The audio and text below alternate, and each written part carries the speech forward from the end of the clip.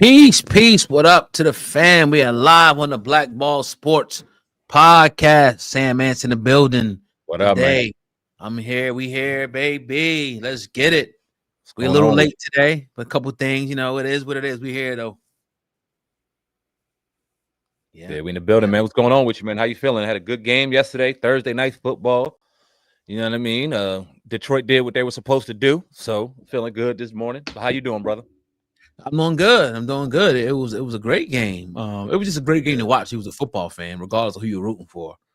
Fact. I'm very glad that St. Brown, because I didn't think he was going to play. Once he played, I was like, all right, they really got a chance. But it just goes to show you, man, that two really explosive offenses.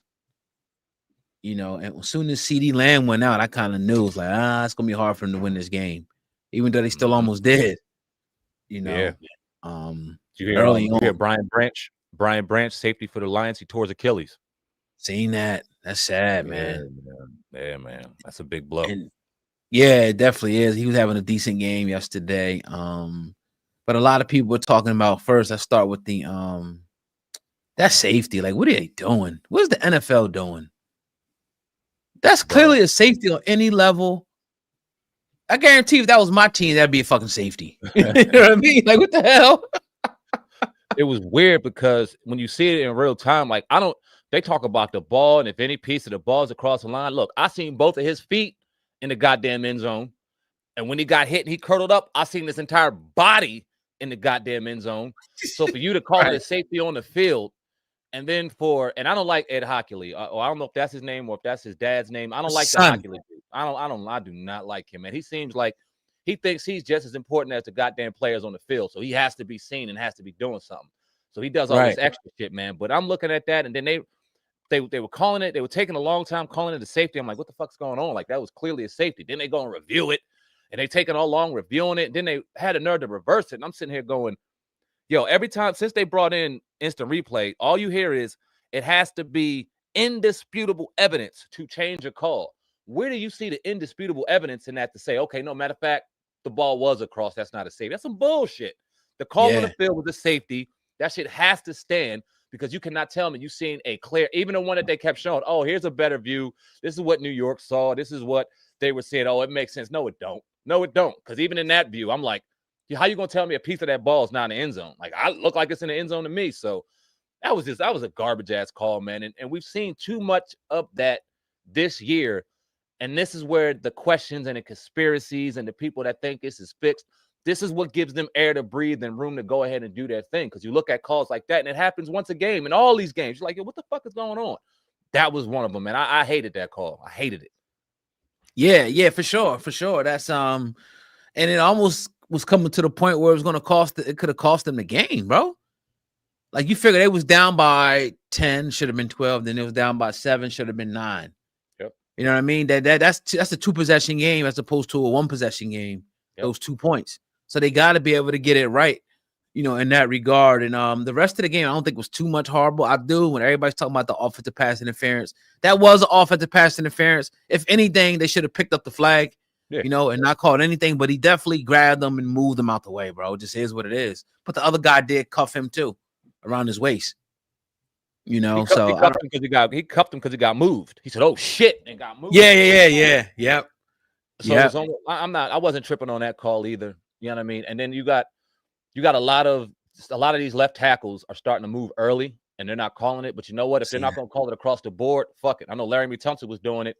I think we played on Sunday night, and I wasn't tripping. I've seen a lot of it seemed like they let some of these star left tackles go ahead and go a little early. And if that's what they're going to do across the board, cool. But don't not call it on one person and call it on somebody else. So I'm not even tripping on that. Yeah, definitely was. That was a false start. What? That play. I'm like, come on, no flag on that joint. Right. You know what I'm saying? But overall, we knew the Cowboys was fraud. People kept talking about all their other games, and bro, you guys a 1 week at a time league. You thinking that you're gonna go in there and blow a team out or beat a team and go to the playoffs? You got to be able to take care of your business that week. You can, even like the Eagles, you can't look at the Raiders and the Commanders and the Bills. We got to worry about beating the Chargers this week first. Yeah. And the Cowboys, even for them, they got put in a great position, bro. They had 3 straight games in a dome, bro.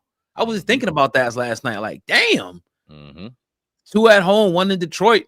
But Detroit, I thought Detroit was done, man. They showed a little bit of life last night. They did a great job stopping a run. They played Pickens pretty well as you could play him. What do you think about Pickens? They showed a couple clips of him letting up on routes. Man, you know what Pickens reminds me of, and I'm gonna bring this analogy up. You're gonna know exactly what I'm talking about.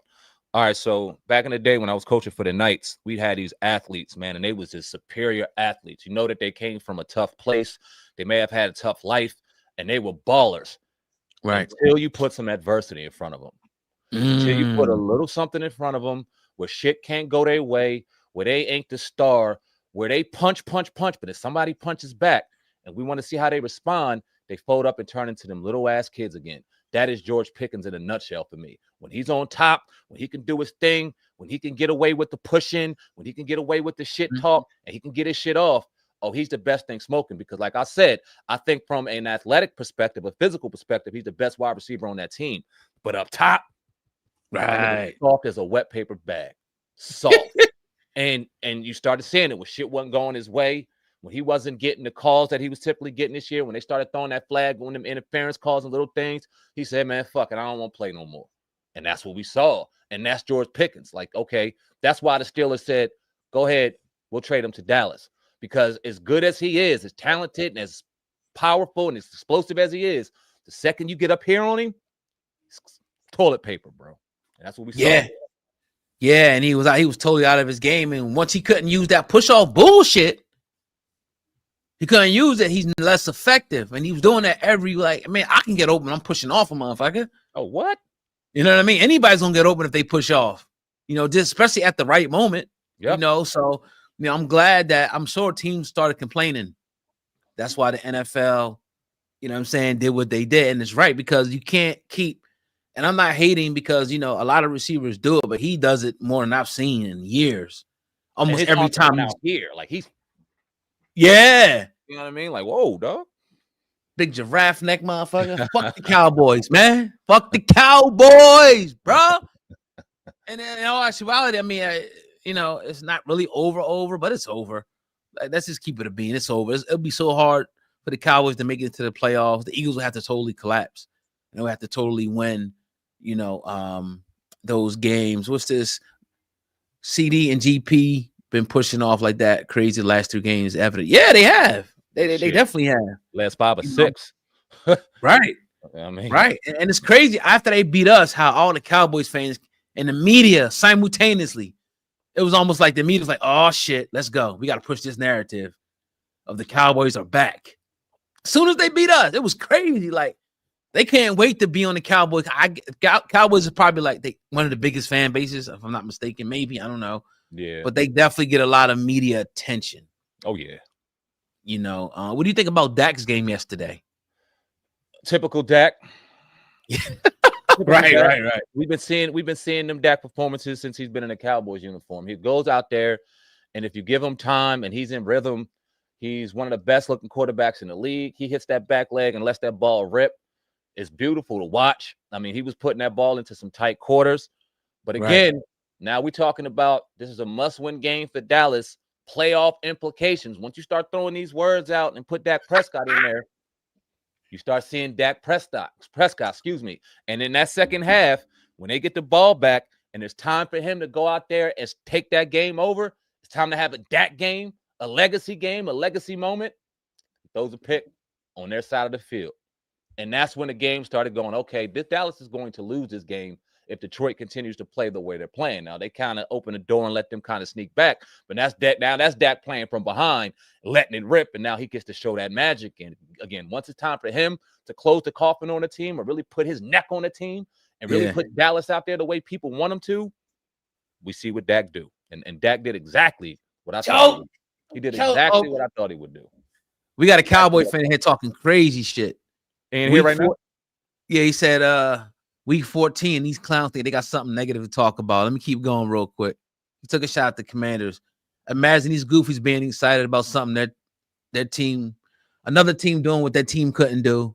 Then he put Redskins fan talking crazy like he got a 10-2 record versus y'all, and he put clown up there. Then he put It was a must-win. Playoff implications the last 2 weeks.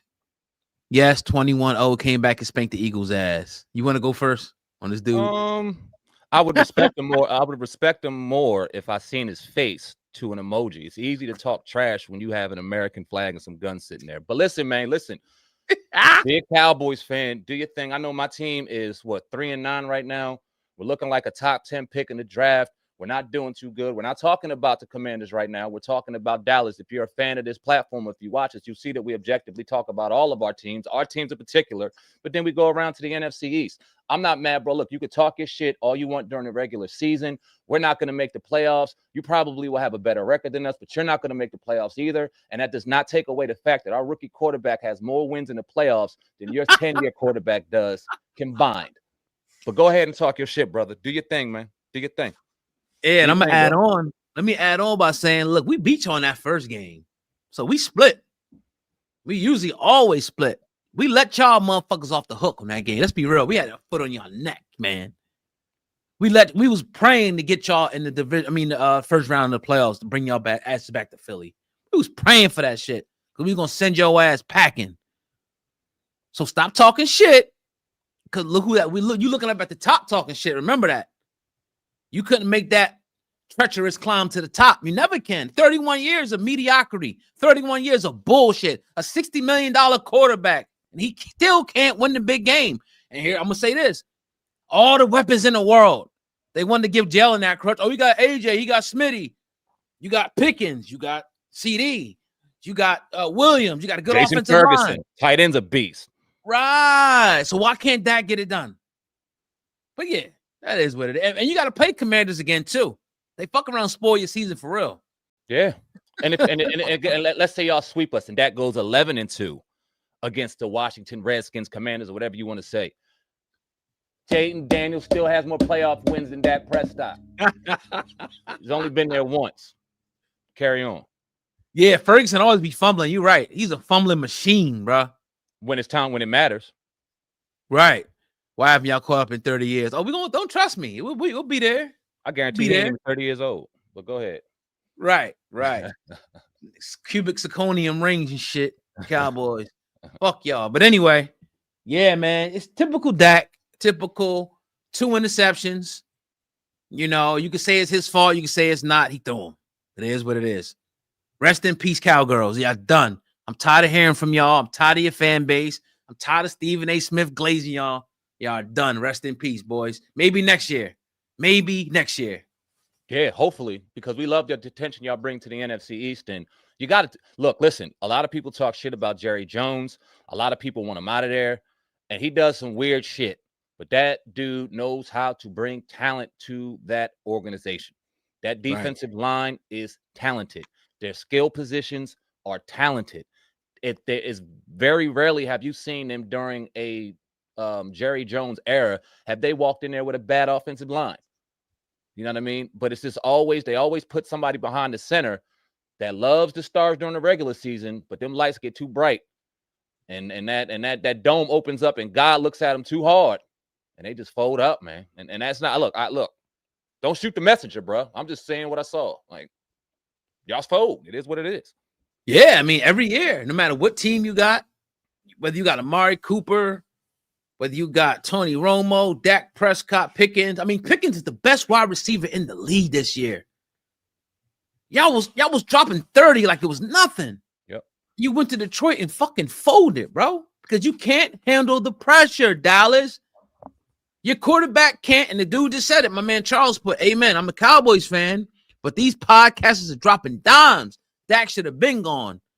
He folds in the biggest game. He do this thing a little regular season shit. But like you said, now it's playoff implications. Now the pressure's on them. They got to win every game. The first game, the motherfucker lose. The first game you have to win, you fucking lose. You was breathing down the Eagles' neck. Yep. What happened? That's what it is, baby. Look, we just 1 week at a time. 1 week at a time. That's it. And just be objective about your team. Just all. Just open your eyes and know that you ain't.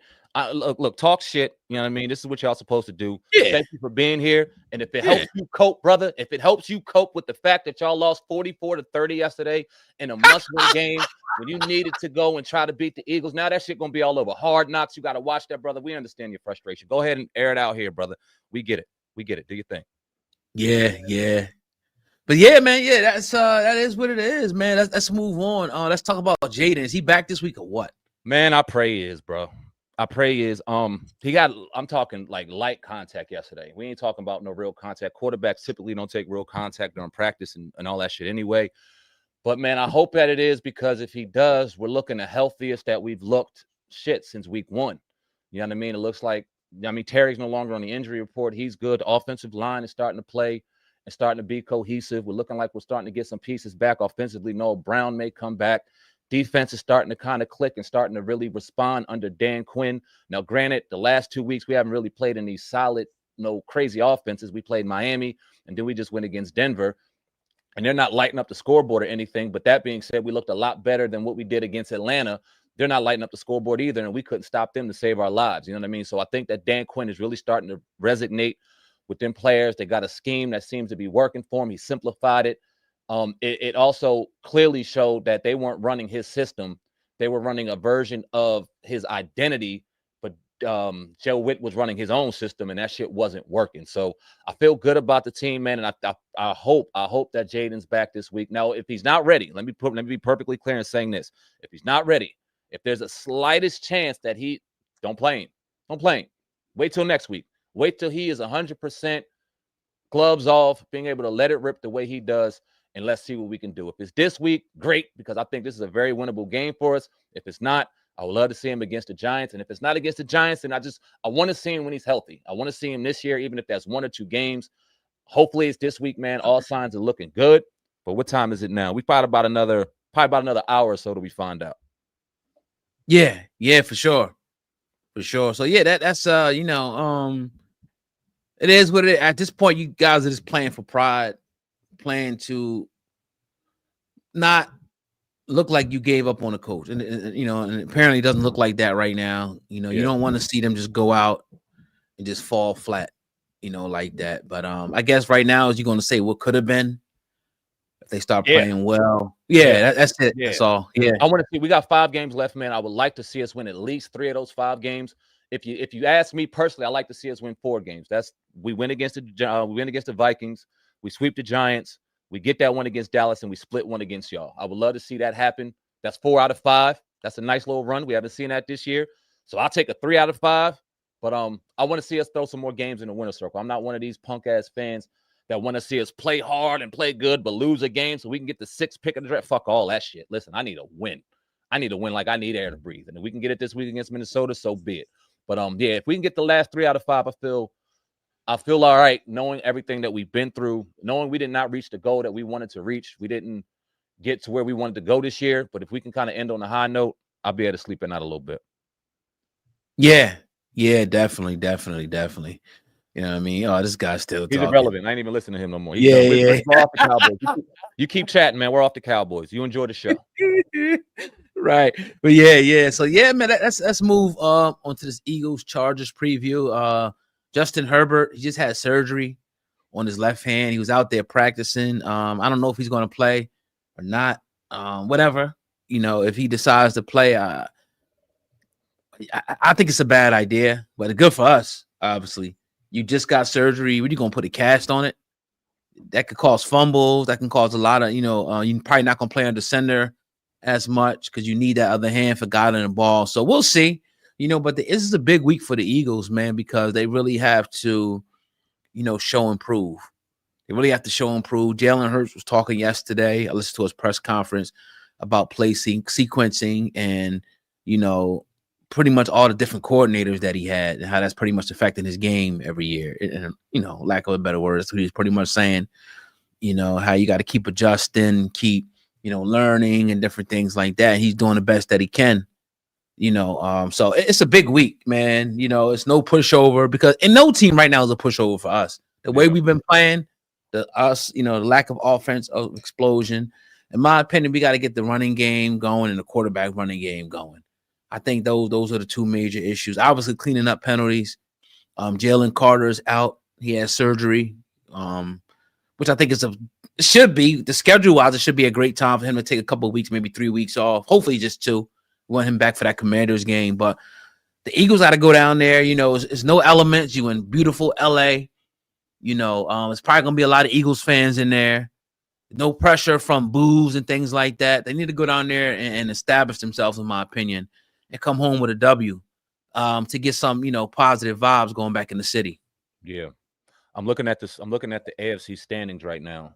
And it's tight, bro. It's tight. You got obviously the Patriots are at 11-2, but you got 1, 2, 3, 4 teams at 8-4.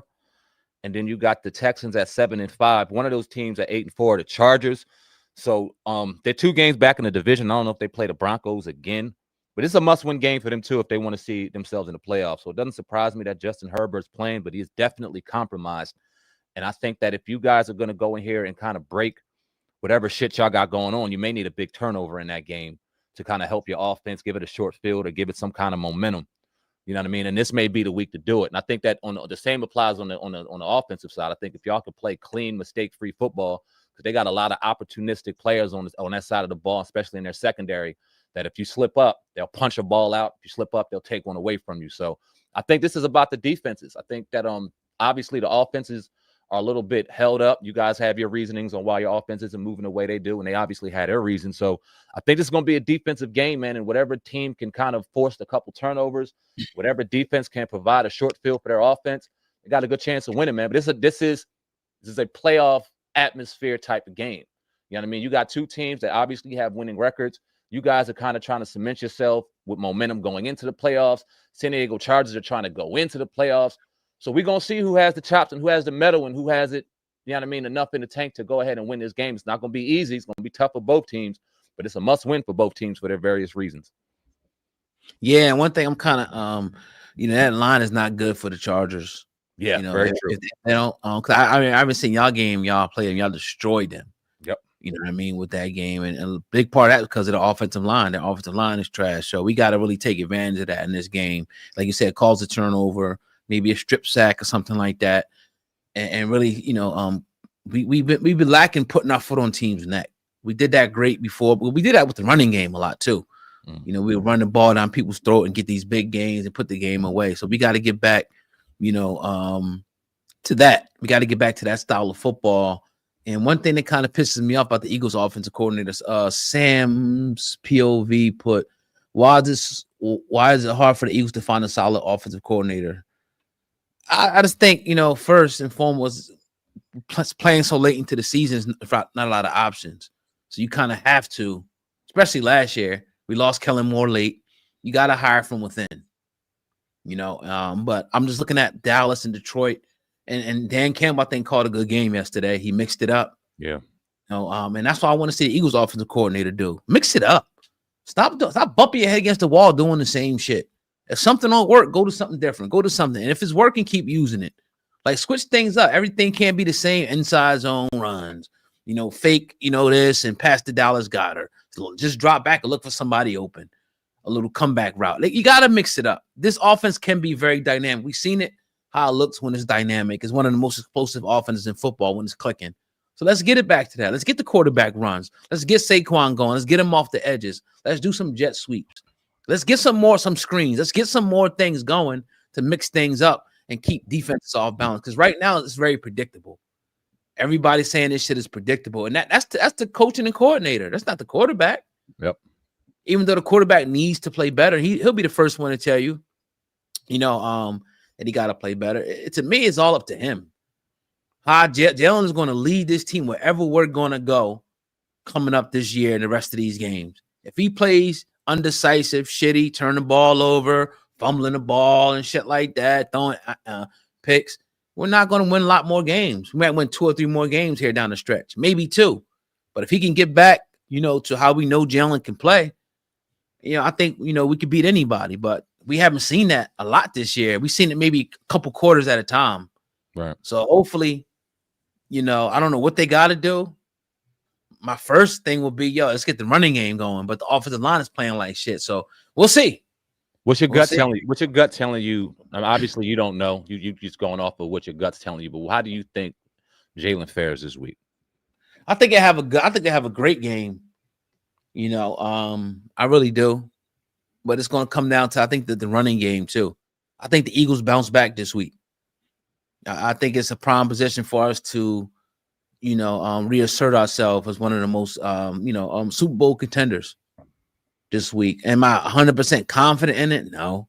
Right. Like I said, I still don't feel different than the other day where I could say, I won't be surprised this team comes out and looks like shit again.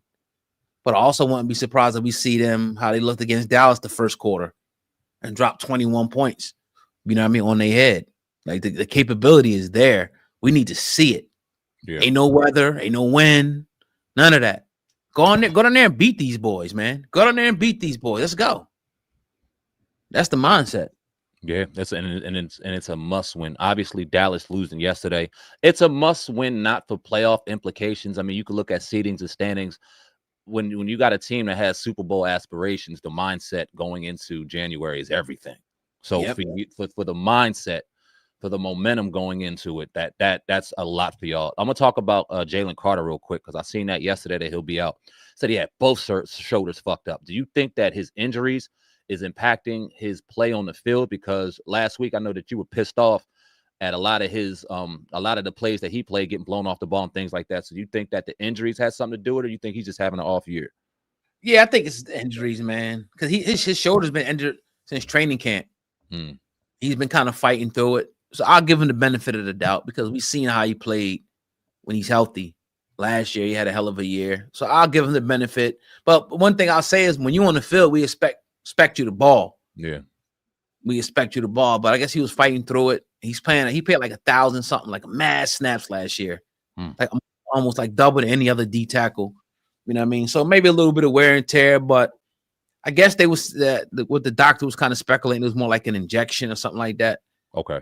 It's more going to be like the time that's going to let him, it's going to be more the time off that let him heal and get back. But we need him because, he takes up a lot of double teams, frees a lot of other guys up.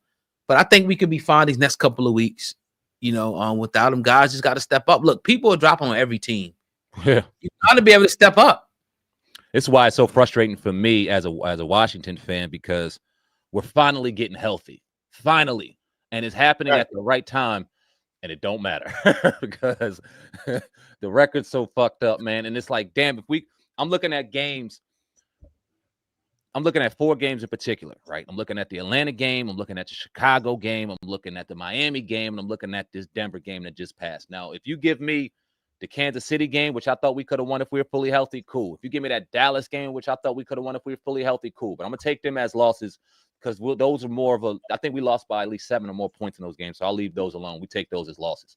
But if we could have those 4 wins, Chicago, Atlanta, Denver, and Miami, 4 games that we should have won, man, we sitting right here in the playoff hunt. And now we getting healthy. So I'm sitting here like, fuck. Like if we could have just found a way to pull out these wins and been at 7-5 as opposed to 3-9 or whatever, man, I'd be a lot more excited. But I'm excited that we're getting healthier and hopefully we can put some games together. We can win a few because now this shit is like, I would have loved to play y'all at full strength of playoff implication the way y'all playing now. Like, yes, but now it don't fucking matter, man. All you can do is play spoiler. It's just too many, the team play like shit for too long. Too long, bro. Too long, for bro. too long, and it's just hard to, and then I think the schedule has something to do with it as well. It's a tougher schedule than it was, last year. Maybe some of these games you could probably win with those injuries with a softer schedule, like for sure. Yeah. You know what I mean? So maybe next year the schedule won't be as rough because your place. But again, I think the division is going to be great next year. I think the Giants are going to. I mean, I hate to say it, but I think they're going to be a very, very good team. Next year if they can continue adding, pieces. Whoever they bring in next year as a coach means a lot. If they bring in the right coach and he brings in the right people, Giants are talking about Tomlin and shit. What? I don't know. That was a little rumor, I think Tomlin or the guy they had in Dallas. What's this dude? McCarty? Oh, I'd rather him have go get McCarthy. Go get him. He's a good coach. They get Tomlin. I'd rather have him in there than Tomlin, boy. Tomlin gonna have. And I've seen a lot of Steelers fans kind of bringing up the Eagles with Andy Reid, and it reminds me almost like that to a T. It's like it's just you need another place to breathe. You know what I mean? To get that rejuvenation back, a new scenery would do him good. And I pray to God it's not. You go to Cleveland or something, bro. Don't go to New York. Right. And my bad to Charlene. I put Charles. I was just looking at you. I seen him the guy's face, so I thought it was Charles. Yeah. He said he subscribed to the channel. But let's talk about Slay, man. He was primed to come back to the Philadelphia Eagles, the Buffalo Bills, claimed them. He said, "Hell no, I ain't going to cold ass Buffalo." Now people gonna talk about Pittsburgh, Philly, and Buffalo. It's two different things, bro. Buffalo's on a whole nother level. That Canada air is different. Especially when you know where you're going. Like he know the streets of Philly. He don't know shit about Buffalo. He about to put him out there in the heart of winter. He gonna be out there lost as hell. Yeah, I mean, no shot at Buffalo, but it's like no man's land. It's cold as shit.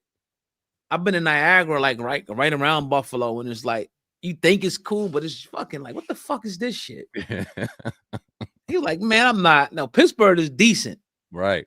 Not quite Philadelphia, but it's still decent. But going to Buffalo, he said, and he even said it with Ocho and them. He was like, man, like, that cold. And I knew it. I was like, yeah, I miss Slay, man. I think the locker room missed him. He's just a good dude, a good leader, and I would have loved to have him back. Maybe it still happens. But what I'm hearing is if Buffalo does release him, he has to go through waivers again. He has to clear waivers.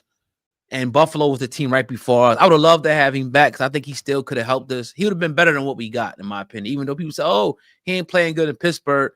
That's a different system. And I think that's another reason he didn't want to go to Buffalo. You got to learn a new system. It's cold as shit. You playing in the snow. In Philly, you can get put right in. Boop. You already know. We running the same shit we ran. Fangio's still there. Even if you're not, I'm putting him right on the field if I'm Philly. Putting him right on the field. Fuck it. He's better than Dory. I don't give a damn what nobody say. You know what I mean? But hopefully we get him, man. I don't think it's going to be like a major thing if we get him. Like, oh, he's going to shut everybody down. But for a lot of reasons, I think he'll be good. Not just on the field, off the field as well. Yeah. I don't want to see his career end the way that it is. And not that it's anything tragic. I mean, he won the fucking Super Bowl last year. Maybe should have retired last year. But he felt like he still had some more miles in the tank. He clearly, like, without saying it, he's saying, I want to go to Philly. Like, with him not going to Buffalo, it was almost like, okay, yeah, the elements and everything played its part, but these brothers deal with that type of shit all the time. He had his heart in one spot, and he almost kind of gambled on it to say that, okay, nobody's going to pick me up except Philly, so I'm going to get back there, right? So he tried to kind of legally get his way back to where he wanted to go, and it didn't work out for him. Do you think that it happens? Like, I'm gonna ask you another gut question. Does your gut tell you that he'll be back, or do you think he'll retire? Because some telling me he's gonna retire, bro. I don't think he gets back to Philly.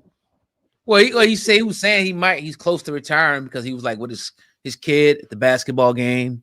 He was just like, you know what I mean? Like, shit, this shit feels too good. But I think if he would have got to Philly, he would have just like, all right, fuck it, I'll finish these last few games. Yeah, maybe 5, 6 more, 7, whatever, how far they go in the playoffs, and be done. But he also said he didn't want to move again. Yeah, that's a lot. LeBron still got a house around here in Philly somewhere. I don't know. Yeah, most likely because I know he lives in Houston too. But I know he got a house up here, so it's just like, I think it depends on if Buffalo don't budge. And say Buffalo said, I'm gonna release you, right? Or whatever they gotta do, whatever the terminology. I think he if he clears waivers. Which I think the fact that he got to go through waivers again makes me think he's going to retire. Yeah. Because why you got to go through waivers again? Yeah. Why should you even have to go through waivers? You should be able to, if you get released, sign who the fuck you want to sign with. Yeah, I don't like that waiver wire shit. Especially for veterans. Like, if you like a veteran, like plus 5 years or something, whatever. Like, come on, man. Yeah. So, I mean, I thought it was happening. I thought it was, they was going to announce Slay signing with the Eagles. But then I seen him not reporting. I'm like, hold on, he may have something up his sleeve. But if you had to put me on the spot, I'll probably lean towards retiring. If we don't hear nothing from Buffalo today, I think Buffalo's going to be spiteful and say, fuck it. I ain't letting them go to Philly. We about to play them soon, too. Yeah. And these teams ain't nice. You know what I mean? Ain't about, oh, you want to go to Philly? Sure, I got you, man. You're a good guy. I know you got a house out there. You got family. You know the defense. Go ahead and go to Philly. I ain't think about that shit. They want to win a chip, too. But what you call was saying, I was listening to this guy earlier. He said that Drew Rosenhaus is his agent, so he may be able to work something to where one of his other clients, he may do a favor for Buffalo. I don't know. That's something I was in you. You know, Drew Roadhouse is very powerful. Hell He yeah. got a lot of clients, so he could be like, "Yo, let him go." You know, boom, boom, boom, boom, boom, and I'll do this for this client in the future, or this client on your team. I'll do this for him, and you know what I mean. Who knows? And you know, and then maybe it may happen, but I think it's a long shot, man. It sounded good a couple of days ago. Unfortunately, we got to go to the offseason. We got to wait to the offseason to get another corner, man. Y'all play Buffalo. Trey Amos. Yeah, I love that motherfucker. He hurt right now, but I love him, man. We got a nice. I love that kid. But we be when y'all play Buffalo after us? In the middle, right in the middle. Yeah. Okay, got you. Yeah, could be our last game. Yeah. Yes. Okay. So y'all that's the second to last game. Is that one? Hopefully that game might not even matter. It might not. It depends. I think it might not matter that game. So we might be backups at that point because I don't think we get in the first seed. You know, so that might be like a rest week. It's gonna matter for them. Oh, for Washington? No, hell no. Shit, I wish it's gonna matter for Buffalo. No, y'all last game was Buffalo last game. Oh no, okay, I got you. I thought we were talking about Buffalo. Yeah, no, that last game of the season probably won't have anything. That's why I want to win the first game because I don't have more than the last game will. I don't think y'all starting anybody last game. Right. He said it's Daniels playing Sunday. I don't know. I wouldn't do it, man. I wouldn't. I mean, what's the point? Let him be 130%. This is my thing. Him back. Right. If he's 130%, if he's 100%, you gotta play him because we got a lot of fans talking about. Oh, we got to get the young players in. Oh, when we gonna start getting the young players in? Ain't he a young player? The motherfucker got a year and a half in the league. He's a young player. You know what I mean? Mikey and all these second-year players, the young players, they're talking about bring these people in. It's like there's no one to bring in. The young players are fucking playing. And Jayden is a young player. If he's healthy, the way the offensive line is playing right now, with weapon. Now, if Terry was still out, if Noah was out, if the offensive line had signs that we're open, come on in, then no. Don't put him out there to get his ass killed. But the offensive line is playing good. The weapons are back. If he's healthy, put his ass out there. And if he's healthy this week, I'm one put him out. Now, if he's not, if there's a little bit, if there's a twinge, if they're thinking, then next week, I'm with that too. Like, I'm not with him going out there for no fucking reason. But if that kid is healthy and ready to play, put him out there. Right. Charlene puts, do you think he left on bad terms with Howie Roseman? Who we talking about, Slay? Nah, I think they was on great terms. I just think Slay was looking. I think he should have stayed, but I thought he went for that last little bag, in my opinion. I think they paid him like $10 million. In my opinion. He was like, shit, I get a couple more extra million out of this shit. I'm gonna go do it. Or maybe, Howie, maybe they didn't want to bring him. I don't know, but he wasn't horrible last year for us. But sometimes I guess they felt, we had young corners. We felt like they was going to step up. We tried to bring Isaiah Rodgers back. A lot of people don't know that. Minnesota? Where's he at right now? Yeah, Minnesota. Okay. I guess he opted, for whatever reason, he opted to go to Minnesota, probably the money. And we thought Keelan Ringo's next up. We was wrong. That was a bad assessment. How we don't get them all right? Right. So. I'm looking at these comments. One from, I think it's Faction 504 and then Jayla, right? The risk isn't worth the reward, and then Quinn is going to get fired if he gets Daniels hurt for nothing. That's deep. But, okay, it's deep, but it's also fan thinking. Yeah, it's also the thinking in the mind of a fan, right? And we're all fans, and we could think, oh, he's going to get fired if he does.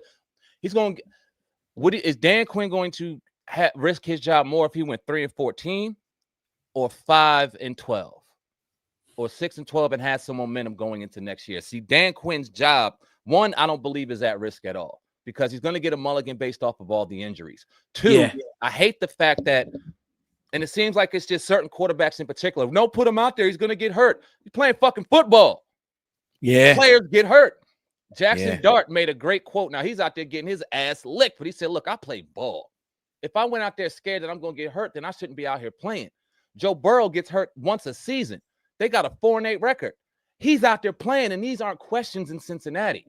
But for some reason, when you get these mobile quarterbacks, and he's never really got hurt running around, he's gotten hurt in the pocket, but whatever the case may be, you look at these situations, they're like, oh, don't put him in there. Oh, don't do this. Don't know. Fuck that. If that team is healthy and that kid can go out there and get reps, he still has learning to do too. He still has maturing to do too as an NFL quarterback going into his second year, a year where he really hasn't got much ball. He has to go out there and play. You cannot tell your team You cannot tell your quarterback, oh, we're going to bubble wrap you because we're afraid of you getting hurt. What does that tell them other people on that team fighting for jobs and still fighting to win? What does that tell that kid who's out here competing and wants to play that we don't have the confidence in you to go out here and not get hurt? It's a real slippery slope you're playing as a team when you say, oh, no, we're just going to shelf you because the fans are afraid you're going to get hurt. You can't play like that, bro. I get the fans saying it, but as coaching, as a scheme, you cannot play like that, bro. Let me play devil's advocate. Yeah. Not wishing nothing on him, man. I'm just, this is for content purposes. Of course. What if he gets a major injury? I'm not going to put it in a bad injury. What if he gets something bad, like something that's going to deter him coming back? Like it brings him back in October next year. Do you feel like that could be people are going to look at? It's going to be fired. I'm not going to say Dan to get fired, but it's going to be like, yo, why'd you bring him back with nothing to prove, nothing to win? If it's like a major type of injury. I think the fans and I think the media would have a field day. I think the fans and I think the media would have a field day. But then also think like this: we can't play this shit scared. We can't play this shit scared. He got he hurt his knee. You know what I mean? He got his knee taken care of. His knee was good. He came back. Right. Then he hurt his elbow. His elbow's hurt. He comes back. It's not like he got hurt and then he re-aggravated an injury, and then he re-aggravated it worse. It's not like they're putting bubble or Band-Aids over something serious. It's some bad luck we're having this year, man. And he happened to hurt his knee, and he happened to hurt his elbow. But he's not hurting the same ligament. He's not hurting the same body part game after game after game. So as a coach, it's like, yo, yes, do I have the fear that he'll go out there and get hurt? I have that fear every time a fucking ball gets hyped. You never know. But you cannot play scared, man. You can't play scared in this league. And if the kid is healthy, and they did all their due diligence to make sure that he's healthy, put his ass out there. Yeah, for sure. I was looking at this picture when the Eagles played the Washington in the NFC Championship game, like after him and Jalen Hurts were next to each other, bro. I couldn't help but see Jalen Hurts was like Jalen Hurts' arm was like 3 of his arms, bro. I like Jalen's arm got this big ass gun. And this shit is like a skinny ass. I'm like, damn. That's why I think he's about to come back, because the dude is made of rubber. Like, ain't no man, that elbow should my fucking elbow would have snapped into 12. He need to play. He's like a basketball player, but he's still a tough kid, though. I'm not taking.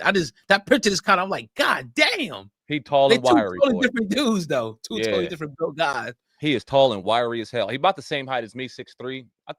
I gave Jayden 6'4". It might be a little taller than me, but weight-wise, nah, that nigga thin, bro. 180, 190. Right. What do you feel about all the criticism this year? Because now there's a lot of people saying Drake May. They're looking at Bo Nix. Who's the other quarterback that came out? Caleb. Yeah. Now it's like, all right, look, he's the 4th best, or at least the 3rd best quarterback. How do you feel about that? Because I know you guys are hearing it over there in Washington from Bears and the other fans. How do you feel about that? I low-key enjoy it. I low-key enjoy it because it doesn't matter what we say. It matters what they do on the field. But you don't think he hears it? And that's a kid that is motivated. Like, his idols and the people he looks up to thrive in shit like this. And unlike other teams in our division, and I'm not going to name any names because I don't want to piss off anybody that has flags and guns in their emojis, right? Our kid enjoys the pressure. Our kid thrives when it comes to big game situations. Our kid doesn't fold when he goes to another team's house in a divisional round that has a number 1 seed. He'll walk in there, take the motherfuckers lunch, and go into the NFC Championship. He's not afraid of a big moment. So I'm happy at the fact that you have some of these fair-weathered fans and all these people on social media saying that Drake May is better and Caleb Williams is better and Bo Nix. And look, listen, no shot to any of them quarterbacks. I think we might have had the best draft class, one of the best draft classes in history with that draft class. I'm proud of all them dudes. I want to see Caleb Williams succeed. I want to see Michael Penix succeed. I want to see Bo Nix. Hell, I like McCarthy in Minnesota. He played for Michigan. I want to see him succeed. I want to see any of these quarterbacks fail. But we live in this society now where it's like, okay, if one is good, he's better than all of them, and all the rest of them fucking suck, and their mothers suck, and all this other shit suck. It's like, yo, y'all corny as hell for that. You know what I'm saying? I'm glad that Chicago finally has a good quarterback. I'm glad that a lot of these young boys are out there doing their thing. Do I believe we got the best one in that draft? You're damn right I do. And I'm going to stand on that. But if you think you got the best one, cool. And I'm not mad at the talk at all. I'm glad that the media pundits are out here saying that Drake May's this and that and all this shit and all this. Because I think we just get a motivated, pissed off Jayden next year. So, yeah, please bring it on. I'll tell you one thing. I think the fastest one is that boy Caleb. Fastest? That motherfucker. Bro, you see that way he scrambled to the fucking corner that one play against the Eagles? Probably because he was scared. I'll put my whole goddamn I ain't house. gonna run that fast. I'll put my house on the line that Jayden beats him in a foot race. I'll put my house on the line. You think so? I know so. Maybe not right. Yeah, no. Yep. Jayden beats him in a foot race. It was one play where he was holding the ball one hand. The way he got to I'm like, God damn. No, nobody throw it like him. That motherfucker can out of them shit. Yeah, he can throw it. That motherfucker can throw it. It ain't always the most accurate, but on the run or something, he that bitch 70 yards. That motherfucker talent, boy. Woo. Yeah, but definitely. But yeah, this is gonna go, bring it to the end of the show. Appreciate everybody listening. And Cobra, you hating. You talking about the Cowboys, and y'all ain't won shit in 30-something years, bro. And y'all had stacked rosters. How many times we gotta go through this? I get it, because with the title, I attracted Cowboys fans. So we got a couple Cowboys fans here today. But I get it, bro. Like, it is what it is. Like, y'all had the perfect opportunity to dethrone the Eagles this year. You had the perfect opportunity to go to the Super Bowl. I was picking y'all.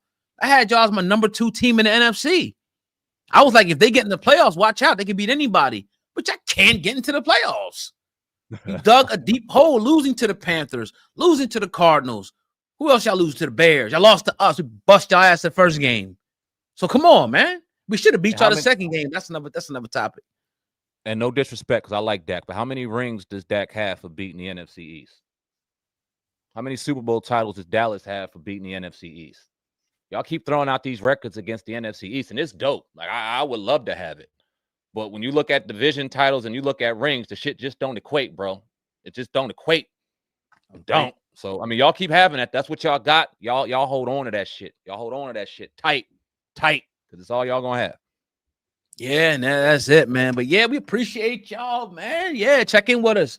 Subscribe to the channel, and we'll definitely be back throughout the week. But with that being said, it's the Blackballed Sports Podcast. Love y'all, man. Subscribe to the channel, like the video, and all that good stuff. We out of here. Y'all have a good Friday and a good weekend, and we'll see you Monday. Peace. Peace out.